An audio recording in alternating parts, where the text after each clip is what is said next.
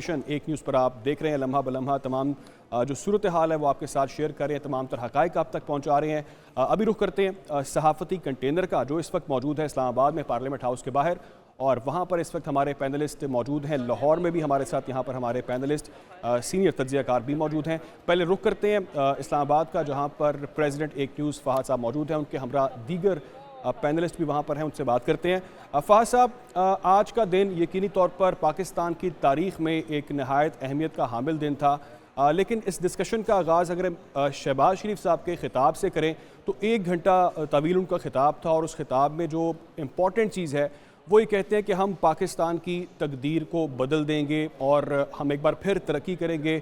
जो चैलेंज है मईशत के उसको हम ओवरकम करेंगे और हालात आपको 1 साल में बेहतर होते नज़र आएंगे। क्या समझते हैं आप, जो IMF के मामलात हैं, जो डूमोर के मुतालिबात किए जा रहे हैं, जो इस वक्त करंट सिचुएशन है पाकिस्तान के माशी हालात की, समझते हैं आप कि प्रैक्टिकली ऐसा मुमकिन हो पाएगा?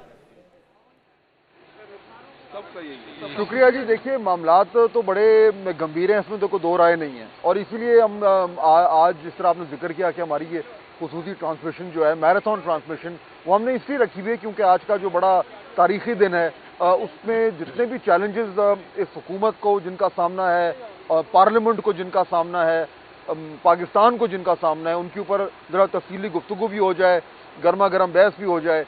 तो लाहौर से तो आपके ट्रांसमिशन चल ही रही है एक न्यूज़ की, लेकिन यहाँ इस्लामाबाद में एक बहुत ही स्पेशल किस्म की ट्रांसमिशन जो है वो लाइव हम एक न्यूज़ आपके लिए लेके आ रहा है, और वो इतनी ज़्यादा लाइव है कि लोग पार्लियामेंट से निकलते हैं और सीधा हमारे पास आ रहे हैं। हमारी खुशकिस्मती है, जमाल रईसानी साहब पहले हमारे साथ मौजूद थे, पाकिस्तान पीपल्स पार्टी से उनका ताल्लुक़ है।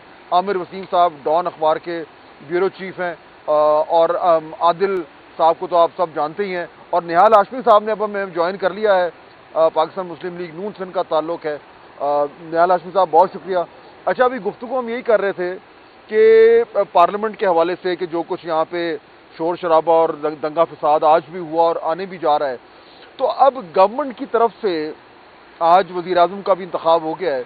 ये जो सूरत हाल जो एक आपको नज़र आ रहा है कि जो अपोजिशन है वो पार्लियामेंट में उनके जो अज़ाइम है वो उन्होंने बिल्कुल वाज़ेह कर दिए हैं। कल को मेरे ख्याल में सड़कों पे भी ऐसे अज़ाइम होंगे। तो इस तरह की जो अपोजिशन है इसको कैसे डील करेंगे, कुछ सोचा हुआ है? बिस्मिल्लाहिर्रहमानिर्रहीम। फैज साहब, हम डील कर लेंगे। आज अपोजिशन बड़े आपने अज़म से बोला है, जैसे कि बड़े आराम से डील। आज अपोजिशन अपने मकासद में कामयाब नहीं हो सकी, क्योंकि प्राइम मिनिस्टर ने अपनी 1 घंटा से भी ज़्यादा की स्पीच कर ली, और वो कौम तक वो आवाज़ पहुंची जो 5 करोड़ 4 करोड़ वोटर ने हमें वोट दिया है, और उनके पीछे 16 करोड़ तो लोग हैं ना। होना ये चाहिए था कि इनकी स्पीच चलती और फिर अपोजिशन अपनी स्पीच करती, और उसके बाद अपने जो भी उनके खदशात थे, रिजर्वेशंस थे, उसका इजहार करती, और फिर वो एक डेस्क बजा के कर लेगी। मगर में आप लोगों ने भी तो नहीं बोला। नहीं, हमने उन्हें बोलने दिया। देखें, आज उन्होंने एक आखिरी जुमला बहुत क्लास का था कि पहले मैंने इनको कहा था कि आए मिसाक़ मईशत करते हैं, आज उन्होंने कहा मिसाक़ मुफाहमत कर लेते हैं। आफ्टर ऑल ये कलेक्टिव विजडम है हमारी पार्लियामेंट। यहाँ पे कोई तलवार डंडे से तो लड़ाई नहीं होगी। आप अपने दलाइल के साथ आएंगे, आर्गूमेंट्स के साथ आएंगे, और वो मानना पड़ेगा हमें। अगर आपके दलाइल और arguments in accordings to law हो तो फिर ये मानना पड़ेगा। और फिर उन्होंने एक और बात की, बहुत जो समझ वालों के लिए काफ़ी है, कि हमारे पास भी इदारे हैं, आप भी एक इदारा है, मीडिया, सुप्रीम कोर्ट है, दीगर इदारा है, पार्लियामेंट है, वहाँ आते आप IMF को ख़त लिख रहे हैं। मेंबर ऑफ पार्लियामेंट स्पीकर को ख़त लिखना चाहिए, ना कि IMF को ख़त लिखे। तो बड़ा वाज़ेह पैगाम उन्होंने दे दिया है कि आए, बैठ के हम आपके साथ बात करेंगे, आपके रीज़न्स को एड्रेस करेंगे। तो मैं नहीं। अच्छा, फिर ये मुंतशिर भी हैं बहुत हद तक, ये अपने लीडर ऑफ द अपोजिशन की तकरीर में नहीं मौजूद थे। मैं जब वहाँ गया तो कोई 20-25 लोग सुन रहे थे उनके। तो इसके माने उमर अयूब को अपोजिशन ने, जिसे कहते सुन्नी इत्तेहाद काउंसिल ने, सीरियस नहीं लिया है, बिल्कुल नहीं लिया उनको। वो 18-20 लोगों के साथ खड़े होके, अगर ट्रेजरी बेंच वापस चली गई थी, इनको तो रहना चाहिए था, इन्होंने भी उसे रद्द कर दिया। तो ये हमारी सबसे बड़ी कामयाबी है। लेकिन इसमें कामयाबी आपकी नहीं है, उनकी तरफ से जो मेरे ख्याल में तरजीहात थी वो ज़्यादा शायद ये थी कि नए वज़ीर आज़म को जो है वो तकरीर नहीं करने दे रही। मेरे ख्याल में उनका टारगेट यही था। और अब वो अभी आपसे पहले हमारे दोस्त यहाँ पे PTI के बैठे हुए थे, तो वो भी यही कह रहे थे कि जी हमने तो अब ऐसे ही हमारा जो ایک ریئیکشن ہے وہ ایسا ہی رہے گا؟ یہ تو میرے خیال میں فیصلہ کر لیا انہوں نے. دیکھیے ہم نے جو میکینزم بنایا تھا یہ آج کی میڈیا کی جو انسٹرومنٹس ہے اتنی ایڈوانس ہے کہ پی ایم کی تقریر آ رہی تھی کلیئر، اور کہیں نہ کہیں سے جو احتجاج تھا وہ رک رہا تھا، اور ساتھ ہی ساتھ جو کاغذ پھاڑ رہے تھے وہ بھی کہیں دب رہا تھا. مگر ان کی جب اسپیچ تھی اس وقت لوگ نہیں تھے. پی ایم کی اسپیچ میں ہاؤس بھرا ہوا تھا، بھلے احتجاج کے لیے بھرا ہوا ہو. ان کی تقریر میں 18-20 لوگ تھے. لیکن عادل مجھے لگتا ہے کہ اب چلیں پارلیمنٹ میں تو جیسے معاملات چل رہے ہیں وہ چلیں گے، اور پہلے بھی چلتے رہے، اور اس بار بھی میرا نہیں خیال کہ وہ کلچر چینج ہونے جا رہا ہے. لیکن اب وزیر اعظم کا اب کل اوتھ ہو جائے گا باقاعدہ طور پر، پھر کابینہ شروع ہو جائے گی. اس ٹائم شہباز شریف صاحب کے سامنے سب سے امپورٹنٹ چیز کیا ہوگی؟ ان کے ذہن میں کیا ہوگا کہ سب سے پہلے کیا کرنا ہے؟ دیکھیں آج جو پرائم منسٹر کی اسپیچ تھی پاسا بڑی کنٹرولڈ اسپیچ تھی، یعنی کہ بڑے نپے تلے الفاظ تھے، اور انہوں نے دیکھا کہ پنڈی کن الفاظ سے اس کو جو ہے وہ پہنچ سکتی ہے. انہوں نے انڈیا کا نام نہیں لیا، انہوں نے ایران کا ذکر نہیں کیا، افغانستان کا ذکر نہیں کیا، اور اس طرح کے بہت سارے معاملات جس کو ایز اے پرائم منسٹر کی پہلی اسپیچ تھی ان کو ایڈریس کرنا چاہیے تھا، لیکن وہ انہوں نے بڑے کنٹرول طریقے سے چیزوں کو لے کے چلے ہیں.